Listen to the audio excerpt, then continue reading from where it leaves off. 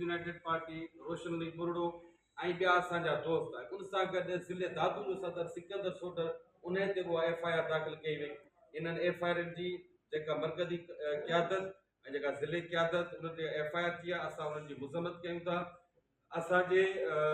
ऐं उन सां गॾु जेके बि क़ौमी कारकुन ज़िले दादू जा जेके बि क़ौमी कारकुन सां लाॻापियल जेके दोस्त आहिनि उन्हनि सभिनी ते जिन ते बि FIR थी आहे या जिन जूं गिरफ़्तारियूं थियूं आहिनि उन्हनि सभिनी जी मज़म्मत कयूं था ऐं SP दादू खे असां वाज़े तौर ते पंहिंजो चिटो मौक़ुफ़ रखी ॿुधायूं था त तव्हां गिरफ़्तार भली कयो माण्हुनि खे, पर कंहिं सबूत सां का FIR को ॾोह को गुनाह या ईअं बिना कंहिं सबब जे बिना कंहिं FIR जे बिना कंहिं केस जे तव्हां मुख़्तलिफ़ जमायतुनि जे माण्हुनि जे घरनि ते रेड कयो था। असांजे तालके दादू जो सदर आहे गुलाम नबी बावटो, उन्हनि खे तालके सदर जोही उन्हनि जे घरनि ते छापे हणण जी कोशिशि, उन्हनि खे फ़ोनूं उन्हनि खे थ्रेट करणु, पार्टी ऑफिस आहे जोही में उन ते रेड करणु, ॿियो असांजा दोस्त आहिनि कारकुन खिची आहिनि जोही जा उन्हनि जे घरनि ते रेड करणु, असांजा दोस्त आहिनि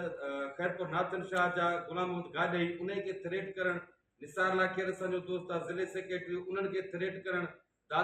मेहड़ में असांजी ऑफिस आहे पार्टी ऑफिस आहे उन ऑफिस ते मुख़्तलिफ़ वक़्तनि ते पुलिस मोबाइलूं अचणु मोटरसाइकिलूं काए उते ॾेखारणु शो उन्हनि खे थ्रेट करणु ड्रेजारणु धमकाइणु। असां सम्झूं था त इहे जेके रवैया इहे जेके तव्हांजा मुख़्तलिफ़ हरबा जेके क़ौमी कारकुननि खे ड्रेजाइण जी कोशिशि कयो पिया इहा तव्हां नाकाम ईंदो पंहिंजनि हरबनि में। असां SP साहब दादू खे वरी हिकु दफ़ो ॿीहर वाज़े तौर ते चऊं था त जेकर असांजा क़ौमी कारकुन कंहिं बि केस में घुरिबल आहिनि ऐं तव्हां गिरफ़्तार कयो आहे त ज़ाहिर कयो।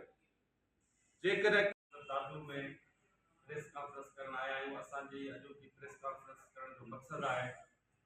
त जीअं रबर सिंह साईं GMC जी 122 सालगिरह जूं तक़रीबात शुरू थियूं त 17 जनवरी जी राति खां वठी सॼी सिंध में समूरी सिंध में जेके बि क़ौमी कारकुन जितां जितां जंहिं शहर मां निकिता आहिनि उन्हनि जे घरनि ते छापा उन्हनि जी रस्ता रोक कई वई, उन्हनि खे गिरफ़्तार कयो वियो, घणनि खे गुम कयो वियो, जेके 17 जनवरी खां बाद में उन्हनि खे आज़ादु करायो वियो ऐं उन जी आज़ादी लाइ असांजी पार्टी जे हाईकमान थाणनि ताईं पहुती उन्हनि पुलिस ऑफिसरनि ते ॻाल्हायो ऐं उन्हनि दोस्तनि खे आज़ादु करायो। सालगिरह ख़ैर जी गुज़री, सालगिरह जे गुज़रण जे ॿिए ॾींहं खे शुरू थियो जीअं ॿियो ॾींहुं 18 जनवरी खां ज़िले दादू जी पुलिस मुख़्तलिफ़ बहाना करे असांजे तालके सदर दादू अली उमराणी जे भाउ खे सफदर उमराणी खे बिना जवाब गिरफ़्तार करे गुम करे छॾियो आहे। को ॾोह को सवाब को FIR को केस किथे घुरिबल आहे तव्हां वटि का ख़बर कान्हे। पुछा कयूं था असां पंहिंजे दोस्तनि खे पार्टी दोस्तनि खे मोकिलियो दादू थाणे ते उन्हनि सां ॻाल्हियूं करण जे लाइ, त उन्हनि खे बि इहो चयोसीं SP साहब जो हुकुम आहे असां कुझु नथा करे सघूं था SP साहब सां ॻाल्हायो। उते असांजे दोस्त चयो बाबा जेकर को ॾोह गुनाह आहे त उनखे ज़ाहिर कयो या जेकर FIR अथसि उनखे तव्हां ज़ाहिर कयो कोर्ट में पेश कयो। पर हिन महिल ताईं चोथों ॾींहुं आहे अॼु त दादू पुलिस अहिड़े क़िस्म जो को बि असांजो जेको दोस्त आहे पार्टी जो उनजे भाउ खे ज़ाहिर करण में नाकाम वई, उनखे ॼाणी वञी उनखे ज़ाहिर न पई करे। ॿियो असांजे जीअं 17 जनवरी जो जेको केस दाख़िल थियो सभिनी क़ौमी अॻवाननि ते सैयद